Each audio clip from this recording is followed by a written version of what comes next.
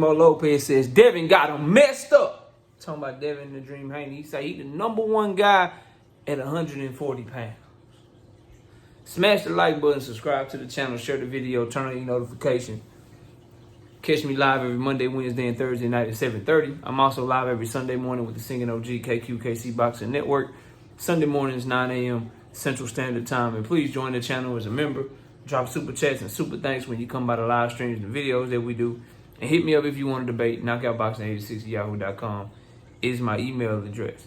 And please, bro, please, you could just hit the link when I'm live and we can debate like that, bro. You know what I mean? Like, it is what it is, bro. It is what it is. Whatever y'all want to do, we can do it, bro. Whatever y'all want to do, we can do it. Just come through when I'm live, bro. That's all y'all got to do. Now, here's what Teofimo had to say. Teofimo says, I beat the guy that was the man in the division, so I am king. Devin Haney is #2. Teofimo is #1. And I know that shit eats them every night because everybody knows you want to be #1. You never want to be #2. Like Floyd Mayweather said with Manny Pacquiao, it's okay. It's okay to be #2. It's okay to be right behind me. I'll show you the way. Don't worry. Look, bro, you got a lot of different schools of thought. You talk to a Devin Haney fan, Devin is the man at 140 pounds. You talk to a Teofimo Lopez fan, Teofimo is the man at 140 pounds. To me, in my opinion, when I break this shit down, whoever I think is the best, that's who I consider to be the man. So to me, Subriel Matias right now, I don't think anybody at 140 pounds can beat him. I think there are better boxers than him, but I don't think there are better fighters. I think eventually everyone at 140 pounds gets lulled into the type of fight that Subriel Matias wants them to fight because he just don't care, bro. He just doesn't care. He doesn't care.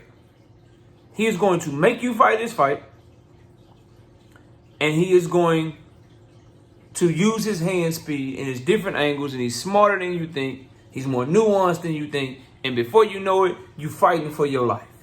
And I don't think anybody at 140 pounds can keep him off of them. So until somebody show me that they can, I got Subriel Matias over everybody at 140 pounds. That's my personal opinion, but you can't just break it down off of that.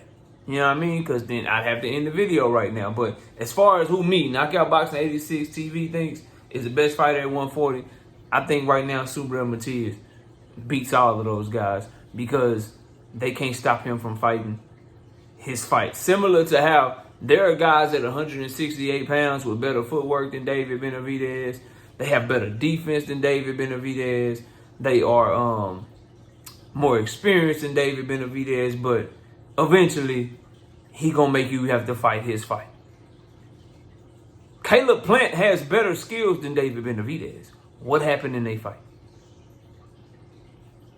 So I view Subriel Matias in that same way. But there are some guys that do some things better, but when they get in the ring with him, they won't be able to do those things because he will not allow them to. And the one time that he lost, he had huge issues in his camp, and he came back and beat the dude up and stopped him to show you that he wasn't bullshitting. He had a huge amount of trouble making weight. He got hurt, and he had a whole lot of shit going on. And then he came back and said, look, bro, that wasn't really me. That wasn't really me. Let me show you wasn't really me. He rematched the dude and then sent his ass to the hospital and beat him up.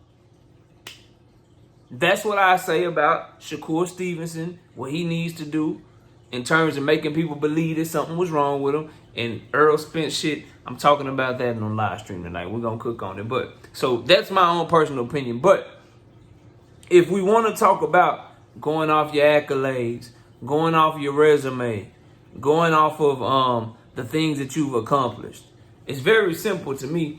Overall, I think Devin Haney has a better resume. At 140 pounds, you got to consider Teofimo the man. And that's if you just looking at it objectively, because I'm no huge fan of Teofimo Lopez, and y'all know I'm not a huge fan of Devin Haney. I'm a fan of his. I like him. I buy his pay-per-views. I support him. But y'all all know who my guy is if you've been watching this channel for a while now. Gervonta Tank Davis is the one I got over all of them. But if you're looking at this objectively, At 140 pounds, Teofimo has more fights. Teofimo is the lineal champion. Teofimo is the WBO champion. Teofimo beat the guy who was undisputed that never lost his belts in the ring. And that same guy that beat the guy that Devin Haney just beat for his world title. It's really an open and shut case, bro. It's really an open and shut case at 140 pounds. If you go by accolades, experience, and resume, it's really an open and shut case. As far as who the man is at 140 pounds, you got to say it's Teofimo Lopez for the same reason that Devin Haney fans were saying that he was the man at 135 pounds. Remember, my opinion never changed. I have always had Tank as the man at 135 because I don't think nobody can beat him. I have Super El Matias right now as the man at 140 because I don't think anybody currently fighting up there can beat him right now. But if you go off of what some of you guys that watch this video like to go off of, which is what I'm doing for you to explain why you would have to call Teofimo Lopez the man. If you want to talk about the belts, you want to talk about accomplishments, resume, at 140 pounds, Teofimo Lopez has Sandor Martin on his resume. He has Josh Taylor on his resume. And he has Pedro Ocampo on his resume. Devin Haney has Regis Prograis on his resume. Case closed. Teofimo has more belts than Devin Haney, the lineal title, and the WBO. Well, the lineal is not actually a belt, but y'all get what I'm saying. The lineal championship and the WBO championship. Devin Haney has the WBC. Case closed. And when Devin Haney was fighting at 135, what was the thing that we all said? He beat the man who beat the man. He beat Kambosos, who beat Teofimo, who was the man at the time. He had what? The majority of the accolades. That made him the man. So for those same reasons that he's the man at 135 pounds, you got to say Teofimo is the man at 140, while also saying that overall, though, you give Devin Haney the nod in terms of overall resume. He beat the person that Teofimo lost to. Can't really get around that. And he beat him twice, 24 rounds straight. Teofimo never avenged that loss. And they both have a win over Vasily Lomachenko in two competitive, hard-fought fights. I thought Devin Haney's fight was more competitive throughout the entirety with Vasily Lomachenko. And I think Teofimo's fight, he faded late and then came back in that 12th round to make sure that he secured the victory. He started off and was more dominant and winning more clearly than Devin Haney had ever won at the beginning of that fight. But Devin Haney was able to not fade like Teofimo faded middle to late in that fight. So Loma wins about the same. Teofimo, you give him the nod because he beat Loma when he was younger and in his prime. But the overall point and the overall thing that's going to be in Devin Haney's favor is he beat the motherfucker that Teofimo lost to. So overall, if you talk about 135 and 140, Devin Haney has better accomplishments. He has a better resume. You would consider him the man overall, which is why I would rate him higher on my pound-for-pound list than I would Teofimo Lopez. If you do your pound-for-pound list off of accolades and experience, I do my shit off of eye tests and who I think got the better skills, and I even rank Devin Haney right now over Teofimo in that department as well. Overall, but if you go rankings at 140 and what they've actually done in that weight class at junior welterweight, super lightweight, 140 pounds, Teofimo got to be the man. For the same reason that Devin Haney was the man when we were talking about him at a 135 to you guys. So that's my thoughts on it, bro.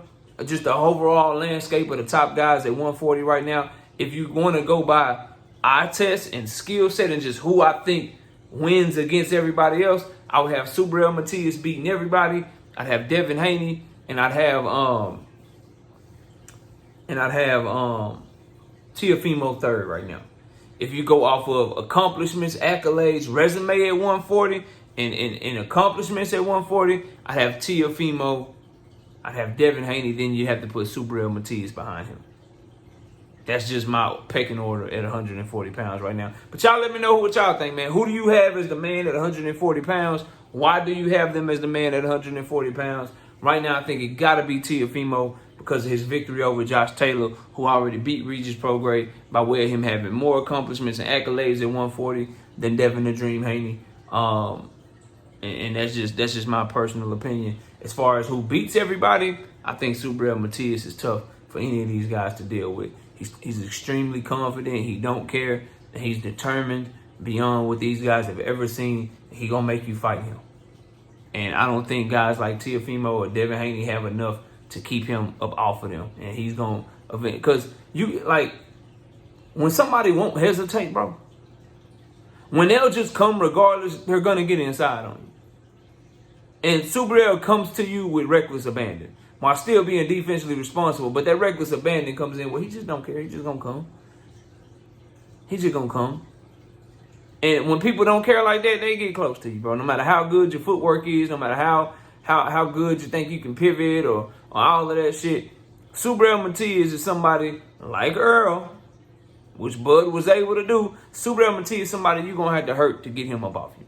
You're going to have to catch him with some shit, and you're going to have to stop him because he's going to come no matter what. So that's my thoughts on it, man. Y'all let me know what y'all think. Who's the man at 140? Teofimo says it's him. Based on accolades and accomplishments, I would agree with him, which I hate to do because I don't like Teofimo at all, but he's right now. Got to keep it 100, man. But y'all let me know what y'all think. Comment below, smash the like, sub to the channel. See y'all soon. Peace out.